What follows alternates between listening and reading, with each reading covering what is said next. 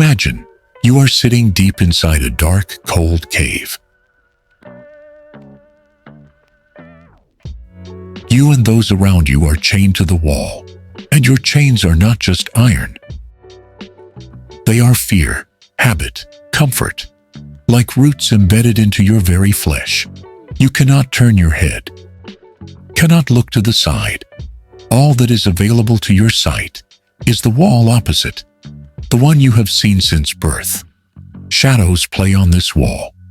Pale, blurry silhouettes of people, strange distortions of animals, huge, eerie, as if blown up to absurdity. These shadows stretch, tremble, and dart around, as if in an endless struggle. Some of them barely flicker, like birds in flight, while others drift slowly, like bodiless phantoms. What do you think these shadows are? Perhaps they are life itself, which you have felt for so long, but have never touched. Or are they simply illusions created by a fire, burning somewhere behind you? And how else could you know, if since childhood you've been told, this is all there is? Those around you, they too are chained. And they too look only at this wall, watching it so intently, as if hoping to someday understand the meaning of these shadows. Where do they come from? Why do they appear and disappear? They seem so important. Isn't it true that if these shadows disappeared, life itself would disappear? Sometimes you notice that the shadows move strangely, distorting into unimaginable forms. It seems as if someone is putting on a performance for you. An enormous dragon silhouette, with an open maw, slowly rolls past. People gasp, some turn away in horror. But in a moment, the shadow vanishes, and life continues. Then an enormous skull appears, seemingly grinning. Then you see a shadow resembling a person, but huge, with arms like wings. And it is saying something, though its words are silent. Soon these shadows begin to take on meaning. Someone says the dragon foretells misfortune. The skull means death. The winged person means freedom. Your entire community creates a language of shadows, for how else could you explain what is happening around you? Over time, everyone believes they know the truth about the shadows, that they understand the laws of this world. But here's the question. If you manage to break free, if you suddenly tore off those chains and dared to turn around, what would you see? An outrageous act of defiance, of course. But you decide to go for it. You turn, squinting against the bright, unbearable light. And you are stunned. There behind you is a fire. Nearby are strange figures playing. Like children, they hold strange objects, masks, and plywood figures, waving them before the flame, casting their shadows on the wall. You realize that these crude and absurd objects created the very images you took to be real life.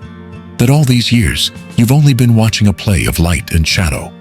And those people staging the performance, they too are immersed in illusion. Beyond them, there's something else, but none of them look toward it.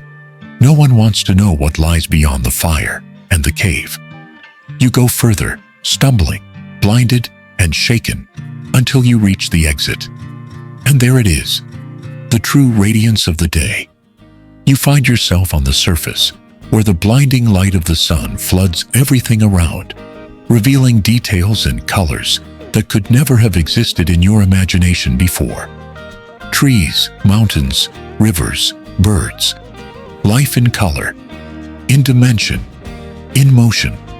All that once seemed frightening, mysterious, and unreal is now just a shadow. Real life opens up before you as a grand adventure, with every moment as a gift. Now, like Morpheus in the Matrix, you return to the cave to tell others that beyond it, something real exists. But no matter what you say, no one believes you. People only laugh at your story, thinking you've lost your mind. It doesn't even occur to them that the shadows on the wall are an illusion. Some may wonder, but returning to the chains is just too comfortable. So the question arises, is there a way to break free from this cave of illusions? What does it take to see the truth? Of course, it's not just about physically stepping outside. Plato seems to invite us to free ourselves from our preconceived notions and the willingness to blindly believe in what we see. It's as if he's whispering, "Stop seeing only shadows. Start seeing the world." How do you leave this cave, you ask? First, try to doubt. Doubt isn't fear. It's the desire for deeper understanding. Observe, ask questions, dare to consider that what you see might only be part of the truth. Your main tool, the instrument on this path, is a question you must ask yourself. How do I know this? Did I learn it from personal experience, or was it imposed on me? Secondly, develop awareness. Look around. Try to understand what's really happening around you and how you yourself are reacting to it.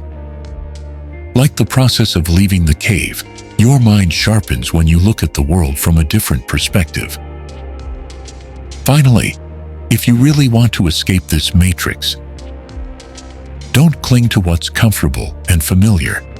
Leaving the cave means letting go of the shadows and stepping into the unknown, something that can be both frightening and exhilarating. And that's where true freedom begins, when the world reveals itself to you as it is, not as it seemed your whole life. Thank you for watching. This was my first video, so I'm really looking forward to your feedback on both the material and how it was presented. I'll do my best to take your suggestions and improve in the next video. If you enjoyed the content, please support the channel with a like and subscribe. Looking forward to seeing you in the next one. Take care.